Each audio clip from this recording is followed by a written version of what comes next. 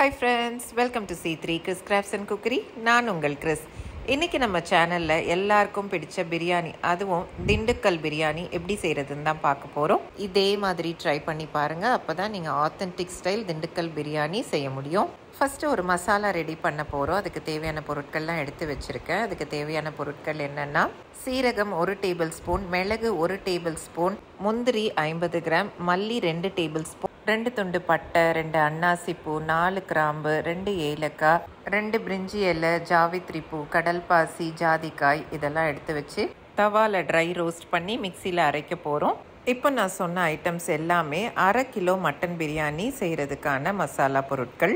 நீங்கள் 1 கிலோ செய்யணுன்னா நான் இப்போ கொடுத்த மெஷர்மெண்ட்ஸை அப்படியே டபுள் பண்ணிக்கோங்க. இந்த மாதிரி தவாவில் எண்ணெய் எதுவும் சேர்க்காம ட்ரை ரோஸ்ட் பண்ணுங்கள். லேசாக கலர் மாதிரி இந்த இன்க்ரீடியன்ஸ் உடைய மனம் வரும். அந்த மாதிரி ஸ்டேஜில் அடுப்பை ஆஃப் பண்ணிவிட்டு ஆற வச்சு மிக்சியில் ஒரு பவுடராக அரைச்சி எடுத்து தனியாக வச்சுக்கோங்க. அடுத்தது இன்னும் சில பொருட்களை அரைக்க போகிறோம். அது என்னென்னா, இஞ்சி, பூண்டு, கொத்தமல்லி, புதினா, பச்சை மிளகாய், சின்ன வெங்காயம். திண்டுக்கல் பிரியாணி செய்யும்போது சின்ன வெங்காயம் மட்டுமே பயன்படுத்துங்க.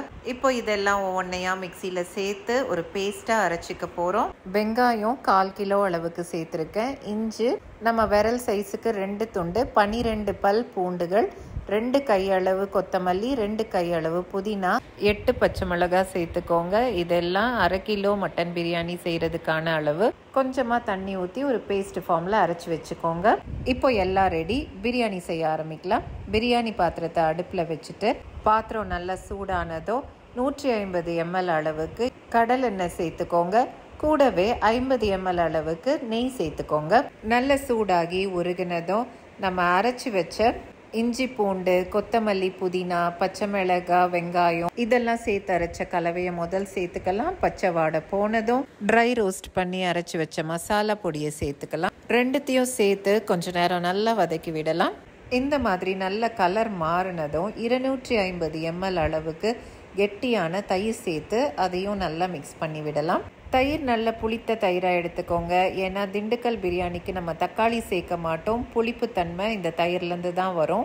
இப்போ பாருங்கள், எண்ணெய் நல்லா பிரிஞ்சு வந்திருக்கு. இந்த மாதிரி ஸ்டேஜ் வரும்போது மட்டனை சேர்த்து நல்லா கலந்து விடலாம். ஒரு கொதி வந்த பிறகு நம்ம பிரியாணிக்கு தேவையான அளவு தண்ணி சேர்த்துக்கலாம். தண்ணி கொஞ்சம் அதிகமாகவே நீங்கள் சேர்த்துக்கோங்க. ஏன்னா இந்த தண்ணியில் தான் மட்டன் வேகணும். மட்டன் வேகும்போது கொஞ்சம் தண்ணி குறைய சான்சஸ் இருக்குது. இதே தண்ணியில் தான் மட்டன் எலசாக இருந்தால் 1/2 மணி நேரம் வேக வைக்கணும். கொஞ்சம் முத்தின மாதிரி இருந்துச்சுன்னா 3/4 மணி நேரம் அளவுக்கு வேக வைக்கணும். தேவையான அளவு உப்பு சேர்த்து நல்லா மிக்ஸ் பண்ணி விட்டு மூடி போட்டு 3/4 மணி நேரம் அளவுக்கு வேக வைக்கலாம். 3/4 மணி நேரம் வேக விட்டோன்னா கறி 80% 90% நல்லா வெந்துடும். இந்த டைமில் உப்பு செக் பண்ணணுன்னா செக் பண்ணிவிட்டு அரிசி ஆட் பண்ணிக்கலாம். அரிசி கரெக்டாக நம்ம பிரியாணி செய்ய ஆரம்பிக்கும் போது ஊற வச்சா போதும். திண்டுக்கல் பிரியாணி செய்ய சீரக சம்பா ரைஸ் மட்டும்தான் பயன்படுத்தணும். சீரக சம்பா ரைஸ் பயன்படுத்தினா தான் அந்த ஆத்தென்டிக் டேஸ்ட் வரும். சீரக சம்பா ரைஸ்ன்றனால உடையாது. நல்லா மிக்ஸ் பண்ணிவிட்டு ஒரு 5 நிமிஷம் மூடி போட்டு விடலாம். அப்போ இந்த ஸ்டேஜுக்கு வரும். தண்ணியும் ரைஸும் ஈக்குவலாக இருக்க மாதிரி இருக்கும். இந்த ஸ்டேஜில் தான் தம் போடணும். தம் போடுறதுக்கு முன்னாடி 2 டேபிள் ஸ்பூன் எலுமிச்சை பழச்சாறு, 2 டேபிள் ஸ்பூன் நெய் ஊற்றி ஒரு இலை போட்டு மூடி தம் போட்டுடலாம். இலை போட்டு நம்ம தம் போடும்போது ஒரு நல்ல டேஸ்ட்டு தான், நல்ல ஒரு மணமாகவும் இருக்கும். இந்த மாதிரி மூடி போட்டுட்டு மூடிக்கு மேலே வெயிட்டான ஒரு பாத்திரத்தை வச்சிடலாம். தம் போட்டு 10 நிமிஷத்தில் அடுப்பை ஆஃப் பண்ணிடணும். அடுப்பை ஆஃப் பண்ணிவிட்டு 1/2 மணி நேரம் அதுக்கு ரெஸ்டிங் டைம் கொடுக்கணும். 1/2 மணி நேரம் கழித்து திறந்து பார்த்தா இப்படி தான் இருக்கும். நம்மளுடைய சூடான சுவையான சூப்பரான திண்டுக்கல் மட்டன் பிரியாணி ரெடி. ரொம்ப ஈஸியான டேஸ்டியான ரெசிபி. கண்டிப்பாக ட்ரை பண்ணி பாருங்கள். ட்ரை பண்ணி பார்த்துட்டு உங்கள் கமெண்ட்ஸை கமெண்ட் பாக்ஸில் ஷேர் பண்ண மறந்துடாதீங்க. உங்களுக்கு இந்த வீடியோ பிடிச்சிருந்துச்சுன்னா இந்த வீடியோக்கு ஒரு லைக் கொடுத்துருங்க. இது போன்ற நிறைய வீடியோஸ் பார்க்க நம்ம சேனலுக்கு சப்ஸ்கிரைப் பண்ண மறந்துடாதீங்க. மீண்டும் இது போன்ற இன்ட்ரெஸ்டிங்கான வீடியோஸுடன் உங்களை நான் விரைவில் சந்திக்கிறேன். அதுவரை உங்களிடமிருந்து விடைபெறுவது உங்கள் Chris. Until then, take care. Tata. Thanks for watching.